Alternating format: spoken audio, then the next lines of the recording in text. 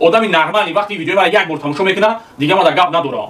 یا اوچای شیوخ دارم، اوچای شیوخش دستیه زبر وردگی بود، گپ زدگی بودم یا برو خواهید اوچای شیوخش آرام کنه بودم اپش کرش بود. ما الحمدلله اهل تقوا. من زن فرزندی ترا چنگرگ میمونم، اوچا تا چنگرگ میمونم. با همین گپی نایسوندگی، فهمیدی؟ زن تا، خواهر تا، اپا تا، یعنی ویس اویلاتونا چنگرگ میمونم با همین گپی نایسوندگی. برادر عزیز ایش بسیار جوست که میشوه پاو خارو میتونین تقابش تماشا نکنین، گوش نکنین.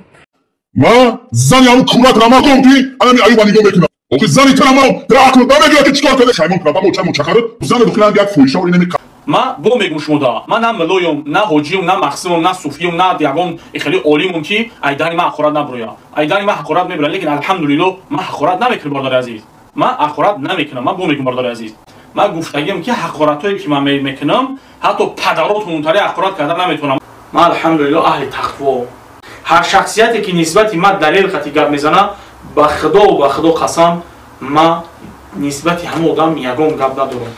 ایدیبک بختری یک بداخلاق بیشرمی است که با بدزبانی و فحشگویی مشهور است. با کسی اگر درگیر شود زن، مادر، پدر، برادر، خواهر و حتی کودک او را هم از یک لو دشنام و حقارت‌های فحش می کند. پدر و مادری وی چه گناه دارند؟ کودک خودساری وی چه گناه دارد که آنها را دشنام می کنی؟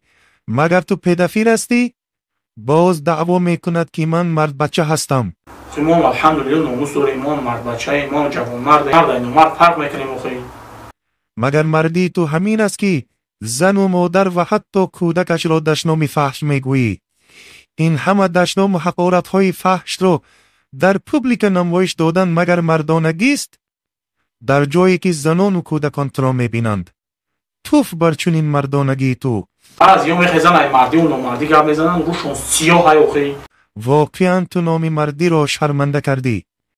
در ظاهر فرشته صورتو ولی در باطن شاگرد شیطان هستی. انسان فحشگو و بی‌حیا در شریعت فاسق است، خصوصا کسی که آشکارا فحشگویی کند. ایدیبک از الله بترس ای فاسق بی‌حیا. گناهی کبیره انجام میدهی ولی پروایی نداری، در حالی که خداوند تو بر اینها را بد میبیند.